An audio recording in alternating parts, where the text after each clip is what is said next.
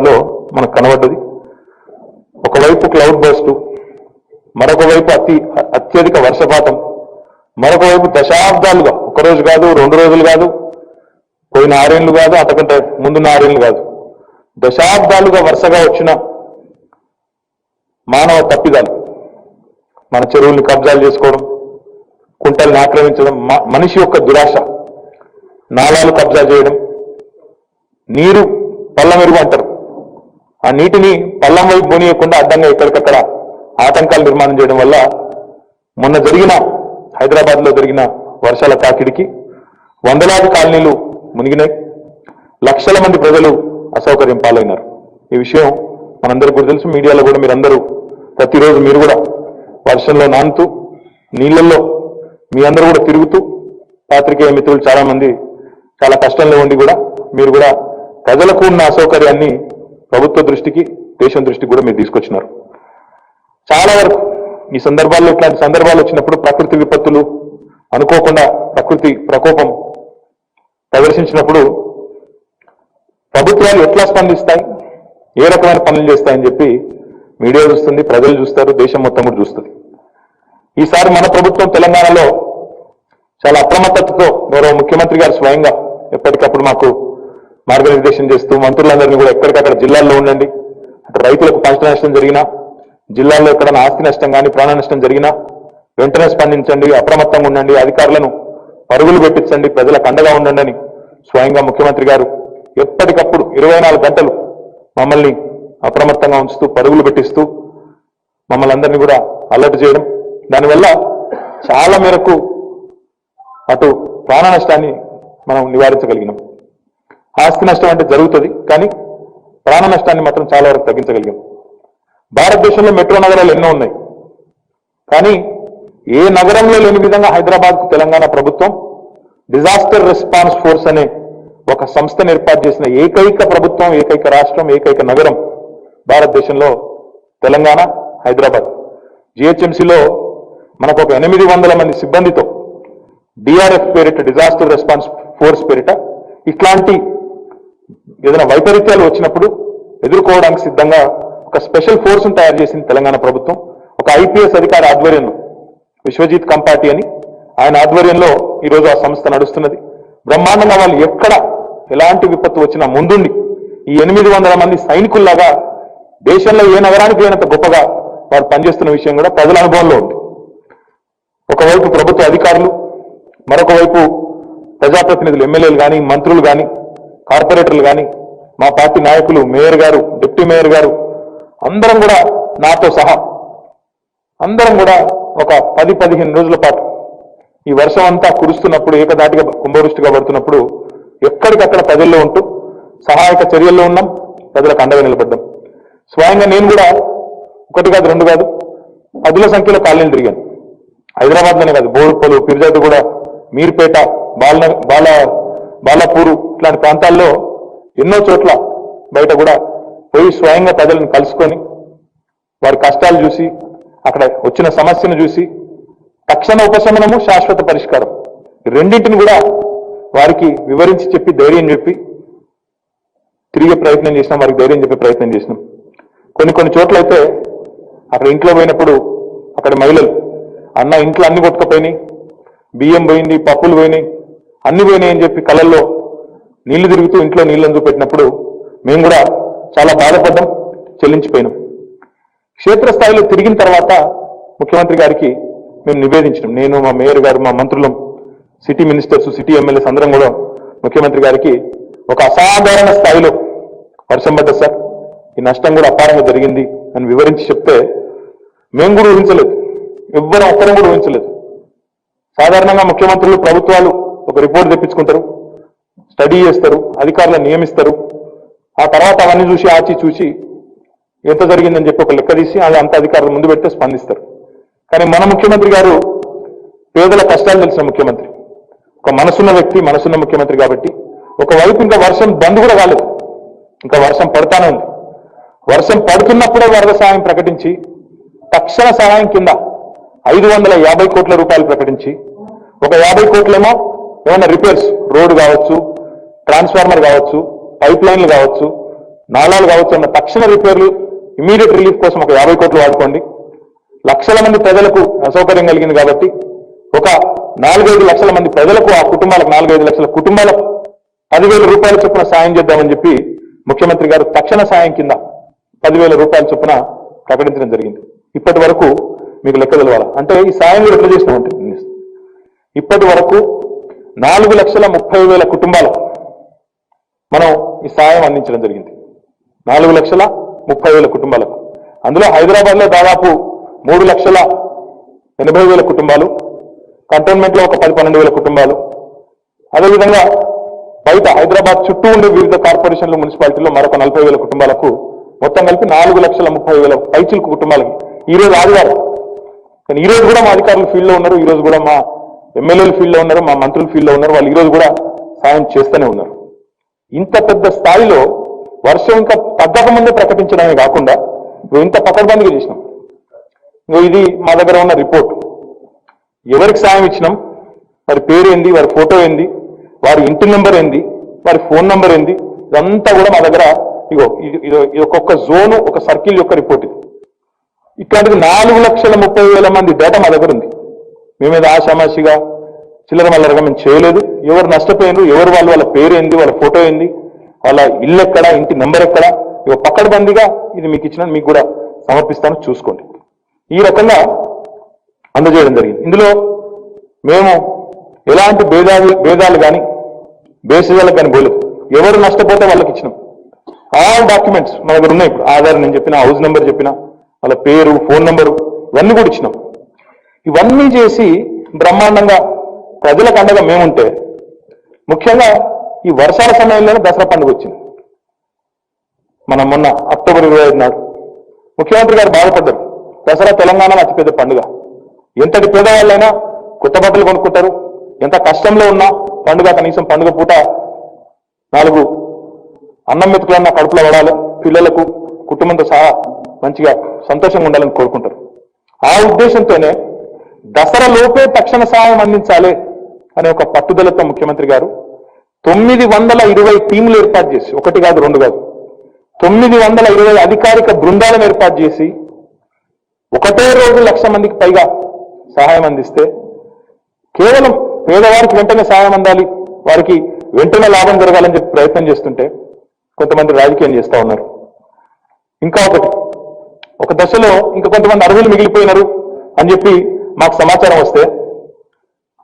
వస్తే మనకు ఇప్పటి వరకు ఇంకా జరిగింది, ఇంకా కొంతమంది మిగిలి ఉంటే కూడా వారికి కూడా ఇవ్వమని చెప్పి గౌరవ ముఖ్యమంత్రి గారు వెంటనే ఆదేశం ఇచ్చి తిరిగి మళ్ళీ ఆ కార్యక్రమాన్ని కూడా పునఃప్రారంభించాం. అంటే ఎవరైనా సరే మిగిలిపోతే వాళ్ళకి తప్పకుండా అందిస్తామని చెప్పి ఒక మానవీయమైన కోణంలో ఆలోచించి ఇంకా ఎంతమందికి ఇవ్వాల్సి ఉన్న అర్హులకు తప్పకుండా ఇస్తామని చెప్పి ముఖ్యమంత్రి గారు సాయం చేయమని చెప్పి కూడా మాకు ఆదేశం ఇవ్వడం జరిగింది.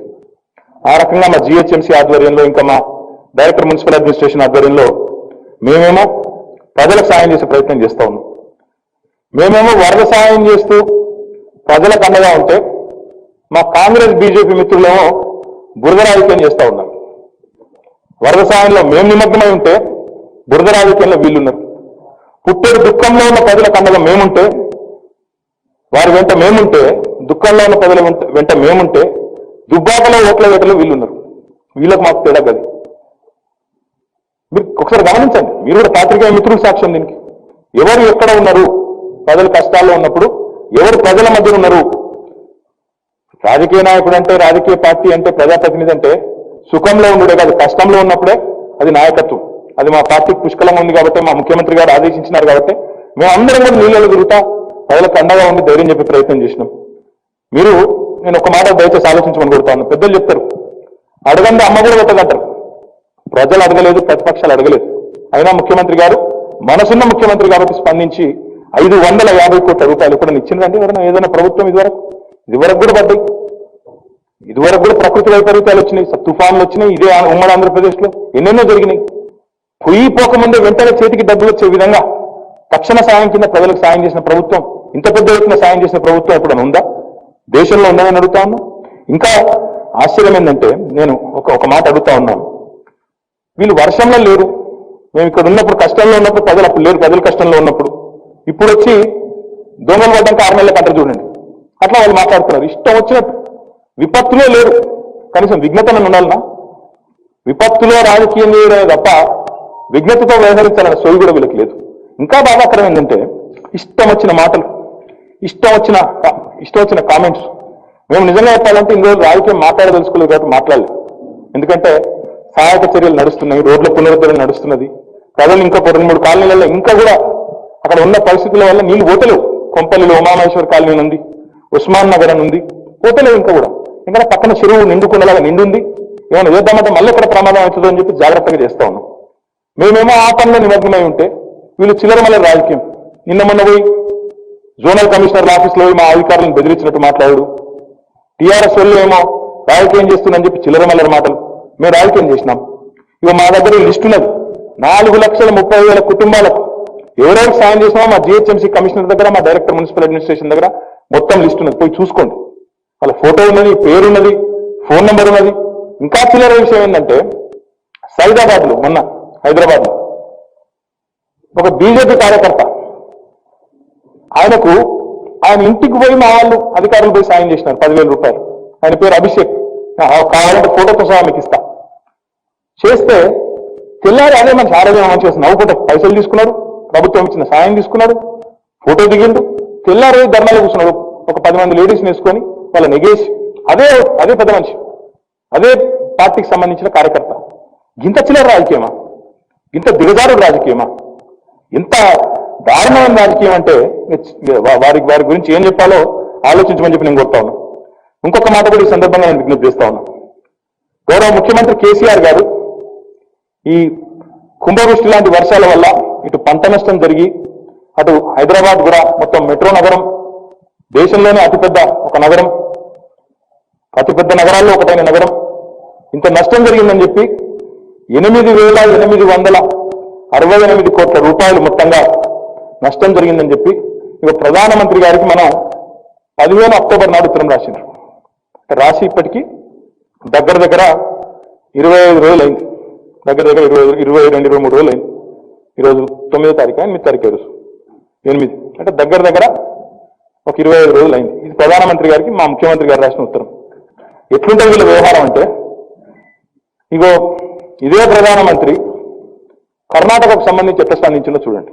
ఇది నా రిపోర్ట్ కాదు, పత్రికలు రాసిన రిపోర్ట్. నేను చదువుతా, వినండి. Less than 4 days after Chief Minister B.S. Yediyurappa made a plea to the Prime Minister Narendra Modi to release additional funds for undertaking relief works in the state's flood-hit districts, Center on Monday approved release of 669.85 crores. 4 రోజులు కూడా గడవక ముందే కర్ణాటక ముఖ్యమంత్రి ఉత్తరం రాయంగానే ప్రధానమంత్రి గారు స్పందించి 669.85 release చేసిందని చెప్పి ఈ హిందూ అనే పత్రిక రాసిందండి. నా కథనం కాదు, నా కథ కాదు. 4 రోజులు కాలేదు కర్ణాటక ముఖ్యమంత్రి ఉత్తరం రాయంగానే ఆయన మనసు కరిగిపోయి 669 కోట్లు వెంటనే రిలీజ్ చేసి తక్షణ సాయం కింద ఇది విడుదల చేసిందని చెప్పి పత్రికల్లో రాసింది. కర్ణాటక గవర్నమెంట్ ఇచ్చిన ప్రెస్ రిలీజ్. ఇక ఇంకోటి, ఈ గుజరాత్ ప్రధానమంత్రి Narendra Modi announces 500 crores interim relief. ఇది 2017 ముచ్చట. ఇది విజయ్ రూపానీ గారు ముఖ్యమంత్రి. ఇగో ప్రధానమంత్రి గారు వెంటనే హెలికాప్టర్లో వేయిండ్రు, చూసిండ్రు, నష్టం కనబడ్డది, ఏ టీంను పంపించింది లేదు, ఏం లేదు. 500 కోట్లు తక్షణమే రిలీజ్ చేసిండ్రు. కర్ణాటకకు ముఖ్యమంత్రి ఉత్తరం రాసి 4 రోజుల లోపల 669 కోట్లు రిలీజ్ చేయొచ్చు. గుజరాత్కు ప్రధానమంత్రి గారు స్వయంగా హెలికాప్టర్లో సందర్శించి వెంటనే 500 కోట్లు విడుదల చేస్తారు. తెలంగాణ ముఖ్యమంత్రి ఉత్తరం రాసి అక్టోబర్ 15 నాడు విజ్ఞప్తి చేస్తే మొత్తం నష్టం 8,800 కోట్లు అయింది. కానీ తక్షణ సాయం కింద 1,350 కోట్లు విడుదల చేయండి. హైదరాబాద్ నగరానికి ఒక 425 కోట్లు విడుదల చేయండి అంటే 4 ఎంపీలు ఉన్నారు బీజేపీ వాళ్ళు. ఇక్కడ 4 పైసలు తెచ్చిందా? 4 పైసలన్నా విధించిందా కేంద్రం? ఒక్క బుడ్డ పైస ఇప్పటివరకు రాలేదు. అలా పైస కూడా రాలేదు. ఒక సిగ్గు లేకుండా మాట్లాడతారు. మేము ఈ రాజకీయం చేస్తాం, మన బీజేపీ ఉన్నది, మన నగరం మన బీజేపీ అట, మన నగరం మన బీజేపీ. ఎందుకు అర పైస ఇయ్యనందుకు నీ నగరం నీ బీజేపీ ఏం చేసుకుంటాను? ప్రధానమంత్రి గారికి ఉత్తరాలు రాస్తేనే దిక్కులేదు. కర్ణాటక గుజరాత్ ఏమో దేశంలో అంతర్భాగం, తెలంగాణ కాదా? కనబడతలేదా? హైదరాబాద్ కష్టం వస్తే స్పందించాల్సిన బాధ్యత ప్రధానమంత్రి మీద లేదా? కేంద్ర ప్రభుత్వం మీద లేదా? మీకు లేదా? హైదరాబాద్ మరి హైదరాబాద్ అన్నం పెట్టలేదా మీకు? ఈ 6 ఏళ్లలో ఒక ఆయన మాట్లాడతాడు బీజేపీ ఆయన, ముఖ్యమంత్రి గారి జీతం కూడా మేమే ఇస్తున్నామంటారు, కేంద్ర ప్రభుత్వం ఇస్తుందట. మొన్ననే చెప్పినా నేను మళ్ళీ చెప్తున్నా, 6 ఏళ్లలో తెలంగాణ రాష్ట్రం, తెలంగాణ ప్రజలు కేంద్రానికి కట్టింది 2,72,000 కోట్ల రూపాయలు పన్నుల రూపంలో. తెలంగాణకు కేంద్రం నుంచి గ్రాంట్ల రూపంలో చట్టబద్ధంగా, రాజ్యాంగబద్ధంగా మా హక్కుగా బరాబర్ రావాల్సిన పైసలు 1,40,000 కోట్లు మాత్రమే వచ్చినాయి. దానికి మించి ఒక్క పైస రాలే. ఇంకా మీదికెళ్ళి చిల్లరమల్లర మాటలు, చిల్లరమల్లర విమర్శలు. అటు బీజేపీ నాయకులు నేను అడుగుతా ఉన్నా, ఇక్కడ కిషన్ రెడ్డి గారు ఉన్నారు, సహాయ మంత్రి. వారు సహాయ మంత్ర, నిస్సహాయ మంత్ర నాకే తెలియదు, వారే తెలుసుకోవాలి. ఎందుకు మాటలు ఎందుకు ఇక్కడ ఉండి, డైలాగులు ఎందుకు? 4 ఎంపీలు, ఒక సహాయ మంత్రి అందరూ ఉంటారు, 4 పైసలు తెలియరు. మీరు మాత్రం ఇంకా హైదరాబాద్ మన హైదరాబాద్ మన బీజేపీ, ఇది స్లోగన్. ఇంతకంటే జిద్దొక మాట ఉంటుందో లేదో నాకే తెలియదు, కానీ వారే ప్రజలకు సమాధానం చెప్పుకోవాలి. హైదరాబాద్ ప్రజలకు ఏమి ఇచ్చిందని, ఏం చేసిందని నీ ప్రభుత్వం, నీ పార్టీ ఏమని అడుగుతావు? నువ్వన్నీ అడుగుతావు. ఇంత దిగజారు రాజకీయం. ఇంకా మీదికెళ్ళి రాష్ట్ర ప్రభుత్వం మంచి పనులు చేస్తుంటే అక్కడక్కడ ధర్నాలు, మీ కార్యకర్తలే పైసలు తీసుకుంటారు. వాళ్ళ కుటుంబానికి సహాయం చేస్తే రాష్ట్ర ప్రభుత్వం బ్రహ్మాండంగా చిరునవ్వులు చిందిస్తూ తీసుకుంటారు. తెల్లారి వచ్చి మళ్ళీ ధర్నాలో కూర్చొని చిల్లర మల్లర విమర్శలిస్తారు. ఇది మీ సంస్కారం. ఇంత బాధ్యతారాహిత్యమైన పార్టీ, ఇంత బాధ్యతారాహిత్యమైన వ్యక్తులు, మీరు కేంద్ర ప్రభుత్వం నుంచి ఒక పైసా వేలేని అసమర్థులు మీరు మమ్మల్ని విమర్శిస్తారా? ఇక కాంగ్రెస్ వాళ్ళు, వాళ్ళ గురించి ఏం మాట్లాడినా కూడా అర్థమవుతలేదు. ఇక వాళ్ళను సీఎం గారు మాటలు చెప్పారంటే నాదాన్ని చూసుకున్నట్టు చూడు, అట్లా అయిపోయింది వాళ్ళ పరిస్థితి. ఎందుకంటే దొంగలు పడ్డాక 6 నెలలకు అన్నట్టు మొన్నటిదాకా దుబ్బాకల మనకి తెలియదు. ఇక అక్కడ ఏమొస్తుందో, డిపాజిట్ అయితే రాదు పక్క, ఏమొస్తుందో ఏం పోతుందో చూడాలి, ఎల్లుండి తెలుస్తుంది. కానీ ఇప్పుడు వచ్చి మళ్ళీ ఇక్కడ కూడా ఇష్టం వచ్చినట్టు మాటలు, ఇష్టం వచ్చినట్టు మాట్లాడుతున్నారు. వీళ్ళు కాదండి మొన్నటిదాకా అధికారం ఉంది ఇక్కడ. మేము రాకముందు 6 ఏళ్ల ముందు వీళ్ళు కాదా ఇక్కడ ఉన్నది? ఇలా హైదరాబాద్లో వరదలు వచ్చినాయి, హైదరాబాద్లో నీళ్లు వచ్చినాయి, నాలాల మీద ఆక్రమణలు ఉన్నాయి, చెరువుల మీద ఆక్రమణలు ఉన్నాయని చెలరైపోయి మాట్లాడుతున్నారు వీళ్ళు. ఎప్పుడు వచ్చినాయి ఇవన్నీ? ఈ 6 ఏళ్లలో మొత్తం వచ్చినాయా? అంతకుముందు ఉన్నప్పుడు రాలేదా? మేమున్నప్పుడు వేసిందా కిర్లోస్కర్ కమిటీ? మీరున్నప్పుడే వేసిండ్రు. 28,000 ఆక్రమణలు ఉన్నాయి నాలాల మీద అని చెప్పింది కిర్లోస్కర్ కమిటీ ఎప్పుడు? కాంగ్రెస్ ప్రభుత్వం ఉన్నప్పుడే. అప్పుడు లేవు ఆక్రమణలు, వాటి వల్ల కదా ఈరోజు వరదలు వచ్చింది. ఇలా మీరు మాట్లాడతారా? ఏమైనా సాయం చేస్తే చేయాల్సింది పోయి, ఇప్పుడు మా హైదరాబాద్ ఎమ్మెల్యేలు ఉన్నారు, మా వాళ్ళు ప్రకటించారు, మా ఎంపీ గారు ఉన్నారు ప్రకటించారు, 2 నెలల జీతం ప్రకటించారు. కనీసం కాంగ్రెస్ లో ఒక సంస్కారం అని ఉందా? ఒక నాయకుడు ఒక జేబులకు ఒక పైస ఇచ్చిందా? హైదరాబాద్ ప్రజల కోసం ఇలా మాటలు మాట్లాడుతూ ఉన్నారు, రాజకీయం చేస్తూ ఉన్నారు. అసలు వీళ్ళు అధికారంలో ఉన్నప్పుడు ఈ నాలాల మీద, చెరువుల మీద చర్యలు తీసుకుంటే పరిస్థితి వచ్చేదా? ఇంకొక కడుగు ముందుకేసి చెప్పాలంటే, జిహెచ్ఎంసీ వీళ్ళు నడిపినప్పుడు పేదలకు బస్తీలో సుస్థి చేస్తే బస్తీ దవాఖాన పెట్టాలన్న ఆలోచన ఇప్పుడు వచ్చిందని వీళ్ళకి ఆ సోయి ఉందా? పేద ప్రజల ఆరోగ్యం పట్ల పట్టింపు ఉందా? మేము 350 బస్తీ దవాఖానలు పెట్టినాం. టాయిలెట్లు కనీసం టాయిలెట్లు కట్టాలన్న ఆలోచన వచ్చిందా వీళ్ళకు? పట్టణాల్లో ఇలా హైదరాబాద్లో 6,000, బయటకు 5,000, 11,000 టాయిలెట్లు కట్టినాం. దేశంలో ఎక్కడ లేని విధంగా 1000 మందికి ఒక టాయిలెట్ చొప్పున కట్టి ఈరోజు మొత్తం అన్ని పట్టణాల్లో కూడా స్వచ్ఛ పట్టణాలుగా మార్చే ప్రయత్నం తెలంగాణ ప్రభుత్వం చేస్తున్నది. మార్కెట్లు, మోడల్ మార్కెట్లు కట్టాలని సోయిందా వీళ్ళకు?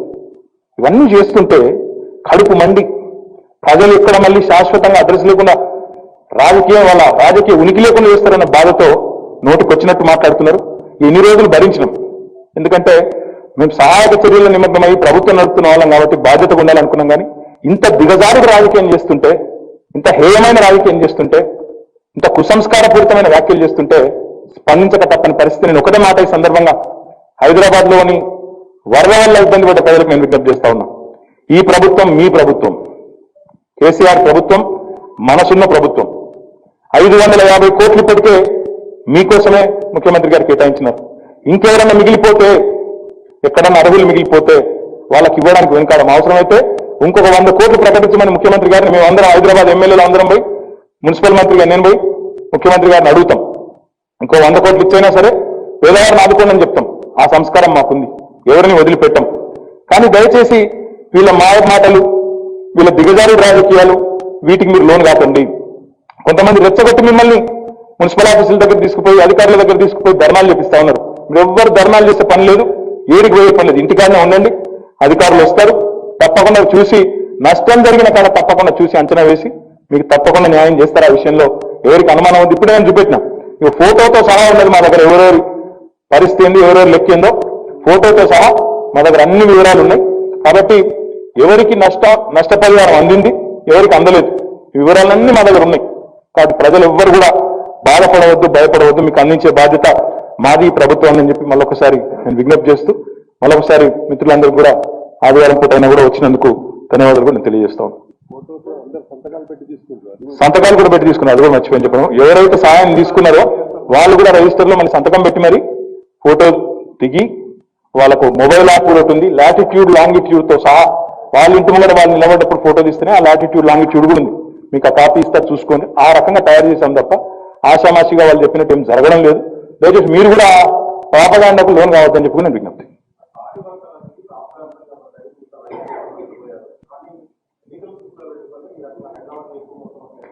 అంటే బ్రదర్ మీకు ఒక విషయం చెప్పాలి. నేను హైదరాబాదే కాదు, మీరు చుట్టుపక్కల కూడా మీరు కనుక్కొని తెలుసుకోవచ్చు. నేను స్వయంగా ఫిర్యాదు కూడా పోయాను. మీరు కావాలంటే ఫిర్యాదు కూడా 43 కాలనీలు అక్కడ నీట మునిగి వారందరికీ సాయం ఇచ్చాం. బోడుపల్లో అక్కడ నష్టం జరిగింది, అక్కడ కూడా సాయం చేశాం. మీర్పేట, బడంపేట, కొంపల్లి, హైదరాబాద్ చుట్టూ 28 మున్సిపాలిటీల్లో దాదాపు 22 మున్సిపాలిటీలో నష్టం జరిగింది. ఆ 22 మున్సిపాలిటీలో కూడా సాయం చేశాం. మా వ్యత్యాసం పాపం ప్రతిపక్షాలకు తెలియకపోవచ్చు, కానీ మీకన్నా తెలవాలి. ఎందుకంటే హైదరాబాద్లోనే కాదు చుట్టుపక్కల కూడా 40,000 కుటుంబాలకు సాయం చేసినాం. ఇంకా కూడా అవసరం చేస్తాం, ఆ విషయంలో అనుమానం అవసరం లేదు. వరంగల్లో వరదలు వచ్చినాయి ఒక 3 నెలల కింద, 4 నెలల కింద. దయాకర్ రావు గారు నేను మేమందరం పోయి అక్కడ తక్షణ సాయం కింద 25 కోట్లు అక్కడ ప్రకటించాం. వెంటనే అక్కడ మొత్తం నాలాల మీద 400 స్ట్రక్చర్స్ అడ్డంగా ఉంటే 300 పైసలు కూడబెట్టినాం. ఇంకో 100 వరకు కోర్టు కేసుల్లో అందులో ఇరుక్కొని పోయి ఉన్నాయి. అది ఎక్కడ సమస్య వచ్చినా స్పందించాం. నిన్నగాక మన ఖమ్మంలో అక్కడ కూడా ఎన్ఎస్పీ కెనాల్ మీద కొన్ని అవాంతరాలు ఉంటే ఈ వరంగల్ అనుభవాలు, హైదరాబాద్ అనుభవాలు చూసి అక్కడ కూడా వెంటనే కూలగొట్టమన్నాం, అక్కడ కూడా కూలగొడతా ఉన్నారు. అంటే ఎక్కడైనా కూడా సమస్య వచ్చినప్పుడు స్పందించే సంస్కారం ఉన్న ప్రభుత్వం. కాబట్టి ప్రతిపక్షాలు చేసే ప్రాపగాండాకు, ప్రచారానికి మీరు కూడా దయచేసి లోన్ అవుతున్న విజ్ఞప్తి. పంట సహాయం అన్నారు, మీరు పంట సాయం కూడా అన్నారు. పంట సాయం విషయంలో కూడా డెఫినెట్ గా రిపోర్ట్ దానికి, ఎందుకంటే పంట సాయం ఎక్కడ ఎంత జరిగిందని. ఎందుకంటే లక్షల ఎకరాల్లో పంట బ్రదర్. తెలంగాణ వచ్చిన తర్వాత 1,45,00,000 ఎకరాల్లో రైతన్నలకు ఈరోజు రైతు బంధు సాయం అందుతున్నది. కాబట్టి ఎన్ని లక్షల ఎకరాలు, ఎన్ని కోటి పైచిలకు ఎకరాలు, కాబట్టి దాని ఎస్టిమేషన్ కానీ జిల్లాల వారీగా రిపోర్ట్స్ కానీ వస్తాయి. వచ్చిన తర్వాత డెఫినెట్ గా ముఖ్యమంత్రి గారు కేబినెట్ లో ఒక నిర్ణయం తీసుకుంటారు.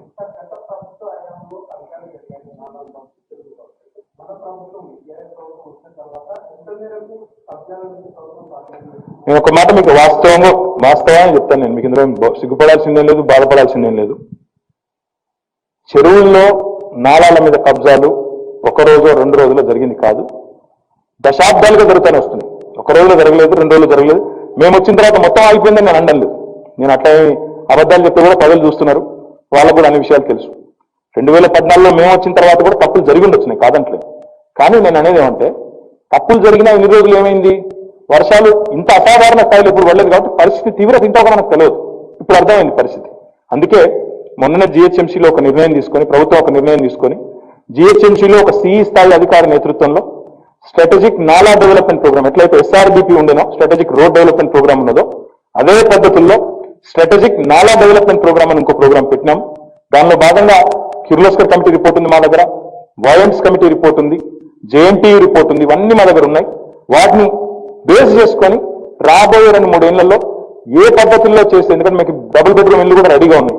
ఎవరైనా నాలా మీద ఉన్న వారిని అవసరం అయితే అందులో షిఫ్ట్ చేసి వెంటనే ఆ స్ట్రక్చర్ కూలగొట్టడానికి మా వెసులుబాటు మాకుంది. కాబట్టి ఆ పని తప్పకుండా చేస్తాం. ఇందాకనే చెప్పాను, శాశ్వతంగా పరిష్కారం చేసే బాధ్యత మాదే, తక్షణ ఉపశమనం కింద ప్రజలకు అండగా నిలబడే బాధ్యత కూడా మాదే. 2 మేమే చేస్తాం.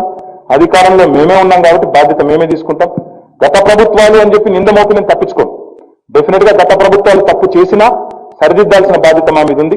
ఆ దిద్దే బాధ్యత మేము తీసుకుంటామని చెప్పి కూడా హైదరాబాద్ ప్రజలకు నేను విజ్ఞప్తి చేస్తాం. వాళ్ళు ఇక్కడ ఉంటే కదా, ఎక్కడున్నారు వాళ్ళు దుబ్బలా ఎన్నో ఉంటే ఏడుకెళ్ళిస్తారా వాళ్ళకి? నిన్నమ్మన్నారు దాకా లేరు. ఇవాళ వచ్చి పాత్రికల్లో 4 అక్కడ ఇక్కడ ఫోటో రావాలి కాబట్టి చిల్లర మళ్ళీ వేషాలు ఇస్తున్నారు. ఇక మీరు కూడా దానికి టెంప్ట్ అయి పడిపోతున్నారు. నేను ఎందుకు పడిపోతున్నా మీకు తెలియాలి. ఎక్కడున్నారా వీళ్ళు నాకు అర్థం కాదు. నేను అడుగుతున్నాను తమ్ముడు, నేను వాడు చెప్తాను. నేను తిరిగిన వర్షంలో కాబట్టి చెప్తున్నా. పిల్లలు వాళ్ళ సర్టిఫికెట్లు తడిసిపోతే తీసుకొచ్చి చూపెట్టింది ఆయన నాకు. వాళ్ళ సర్టిఫికెట్లు, చదువుకున్న సర్టిఫికెట్లు బేగంపేట నేను తిరుగుతుంటే ఒక తమ్ముడు అన్న నా 10th క్లాస్ సర్టిఫికెట్ మొత్తం చినిగిపోయింది, దయచేసి షిప్పి మళ్ళా అని చెప్పి వచ్చిండు. ఎక్కడున్నా నీళ్ళల్లో ఇంట్లో అన్ని కొట్టుకపోయినాక నీ బ్యాంకు పుస్తకం ఏడుంది, మన్న ఎక్కడుంది, దుబ్బు ఎక్కడుంది, ఏమి లేవు. అట్లాంటప్పుడు నువ్వేంటి వాళ్ళ అప్పుడు పోయిన అడవి నీ బ్యాంకు నెంబర్ చెప్పు అని చెప్పి రాసుకొని నువ్వు వేస్తావు వల్ల. నేనేమంటున్నా అంటే కొద్దిగా కామన్ సెన్స్ అని మాట్లాడేటప్పుడు ఆ ప్రతిపక్షాలు ఎవరన్నా కూడా కష్టంలో ఉన్నాడు తీసుకుపోయి 4 పైసలు చేతిలో పెడితే వెంటనే కిరాణా దుకాణం పోతాడు, పోయి వస్తువులు అదే తెచ్చుకుంటూ తింటాడు. మాత్రం కామన్ సెన్స్ ఉందా వీళ్ళకి లేదా? నువ్వు బ్యాంకు నెంబర్ తీసుకొని బ్యాంకులో వేసేది ఉండే. ఇప్పుడు అంత అయిపోయినాక వర్షం అయిపోయినాక మస్తుగా అయిపోవచ్చు ముచ్చట్లు. ఆ రోజు ఎక్కడ ఉన్నారా వీళ్ళు, ఎలా ఉన్నారు వీళ్ళంతా? ఒక్కరన్నా కనబడరా? దుబ్బాకల ఓట్ల వేట చూస్తే వాళ్ళు వీళ్ళు ఏమైతే దెబ్బలు తెరిచినాక దుబ్బాకలు ఏమైతే చూడండి. Thank you. ఇంకా చాలా విషయం మేయర్ సార్ చెప్పమంటుండే కానీ కాదు ఇప్పుడు. Thank you.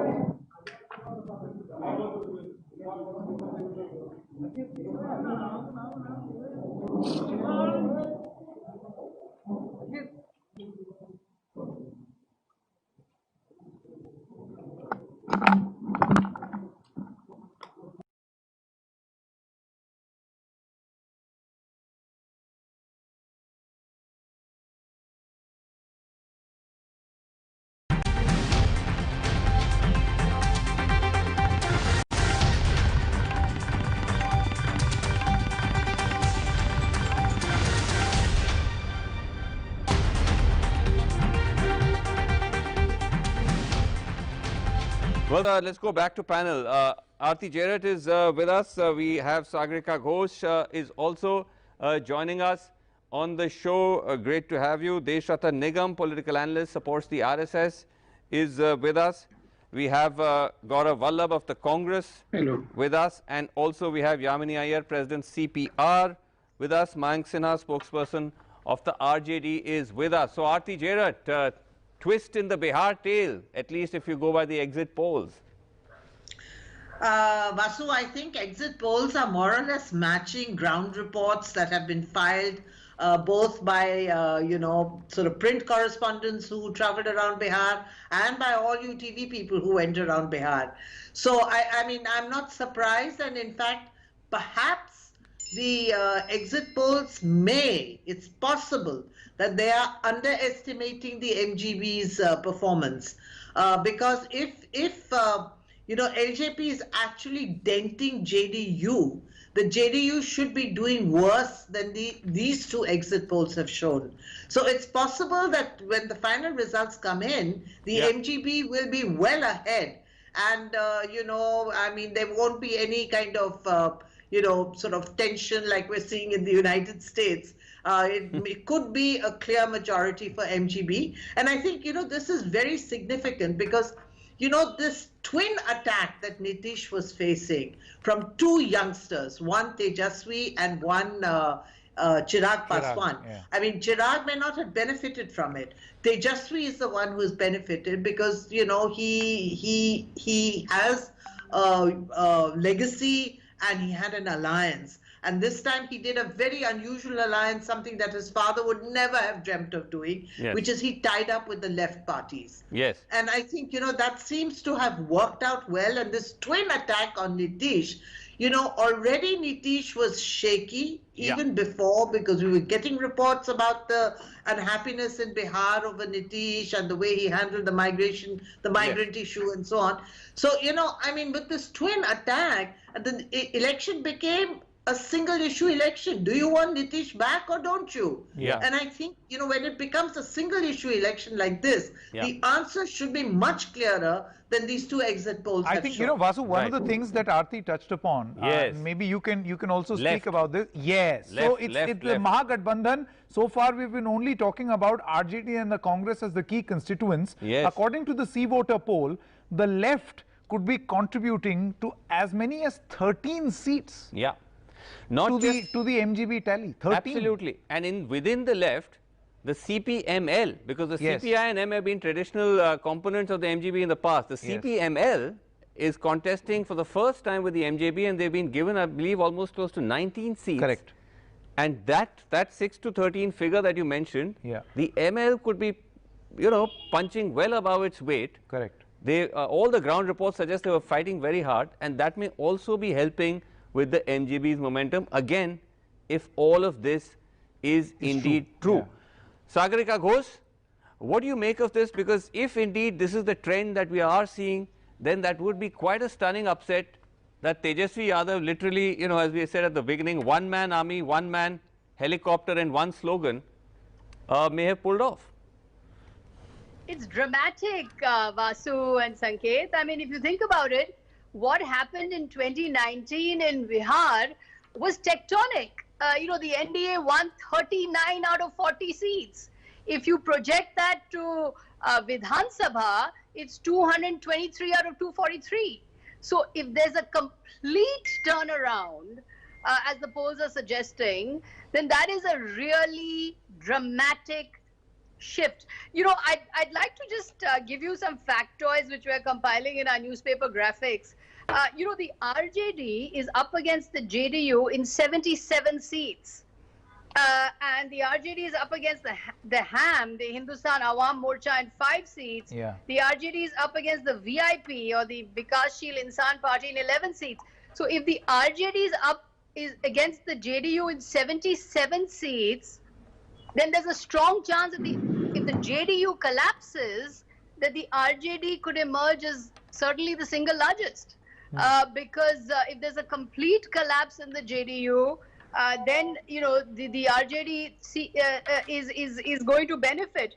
So I think going into the poll, you know, as Aarti was saying and as you were saying, we all thought this was a walkover for the NDA. Mr. Modi is very popular. Remember, in 2019 there was that CSDS poll done by the agency, which showed a 64% popularity rating for Mr. Modi. So it was almost as if it's done and dusted for the NDA. But this kind of response that Tejasvi has got, the stupendous rallies he's been holding, it's been a dramatic turnaround. It's become Bihar's Rozgar election. Right. It remains to be seen whether, you know, Rozgar will cut across caste and cut across caste identities. But if it does, if it does, Vasu, I think we're looking at really a tectonic election. Okay. Again, guys, this is a exit poll or exit polls. Yeah, so it's an exit poll. All caveats apply. But again, initial reactions, Deshratan Nigam, would the BJP look at this and rethink that question that should we have gone with Nitish Kumar? That on one hand, yes, you needed him. He is the face of Bihar. You don't have a face. He brings a certain social math with him. But there is also this overhang of negative response. And that may have been hurting you as an alliance. See, if I go by the exit polls, and out of the 3, I have TV9 also, which says 115 for NDA, 120 for Mahagathbandhan, and 4 for LJP. So, and Times Now, 2 of them are projecting a hung assembly. Only Republic TV is giving 91, 117, and 118 to 138 to Mahagathbandhan. Right. And with error of, you know, margin, when these pollsters have, they have themselves talk about 10% margin error. So this seems to be a tight contest if I go by these exit polls. Sure. And a tight contest clearly means no anti-incumbency. That's very clear. Otherwise, there would have been a rout for the NDA. Now, if you look at the no, but hold on. Well, just a second, Deshratan Nigam. That's a very interesting spin. It doesn't necessarily have to mean a rout, but it does indicate that the NDA has been defeated.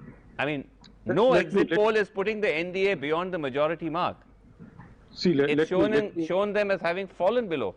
So let me answer. NDA came to power in the middle of a session of a 5-year session. It was not a prior one, and therefore it came in between in somewhere about 2017. But this argument doesn't work, Mr. Nigam. Let me finish my point. You know? Right. What about 2005, 2010? You heard it partially. Just have patience and listen to me. Okay. And let me tell you, nobody denies the fact when the Prime Minister goes to campaign, the percentage of votes increase. And now when the opinion polls had come prior to Prime Minister rallies, the NDA was already getting a comfortable margin. And then the Prime Minister came to the ground and the momentum picked up. So therefore, I still believe that these exit polls are not the true reflection of what is the ground reality. No, Mr. Nigam, what if this strong position that the NDA is not within striking distance but somewhere close could be a result of that Prime Minister's surge? See, the fact is that he's been able to retain, give you some sort of an honorable. It could have been even worse. Yeah, it could have been a lot worse. No, so you are presuming these exit polls to be gospel truth. No, we're not. No, we're not at all. We are saying repeatedly these are exit polls. So therefore, these are all. I mean, they could be completely wrong. So therefore, I am keeping only the margin of error. I am not taking anything into account, and therefore it could go either way. And if anti-incumbency was there, then this certainly does not show any. Okay, Professor Gaurav Vallabh of the Congress Party. See, the point is, while these exit polls, a majority of them, 2 or 3 exit polls results are out, they seem to show that you are within striking distance of power, your alliance. They don't. See, Sanket. No. These exit polls are also showing the figures of the NDA. These are very honorable figures. It's not like they're down in the dumps. No, they're also within striking distance. Yeah. Suppose if LJP were to come and join hands, Sanket, you would have a contest. Absolutely. Sanket, right now you are showing 2 exit poll results, and if we will take the average of these 2, the Mahagathbandhan is forming the government. And I don't want any today. Mr. Nigam is saying that his alliance is 110 seats down. If we compare with the 2019, he's saying we are doing satisfactory. If I compare his alliance with the 2015 election, his alliance is 60 seats down. He's telling we are satisfied. If you are satisfied, then congratulations for this satisfaction. What happened at the ground, Vasu, that people had rejected KPK model and accepted the ED model. What is KPK? People went from Delhi, Prime Minister went from Delhi and talked about Kashmir, talked about Pakistan, talked to divide the society between Kabristan and Shamshan, but people rejected. And people had accepted which model? ED. E means and E means development. People of Bihar, young people of Bihar. Can you repeat what E means? Economy or employment? Employment and development. Okay, so I thought ED normally means something else. Something Gaurav Vallabh. ED means something else. Yeah, Gaurav Vallabh. I know. That is the reason. The Home Minister doesn't went to Bihar, so that ED definition is not applicable because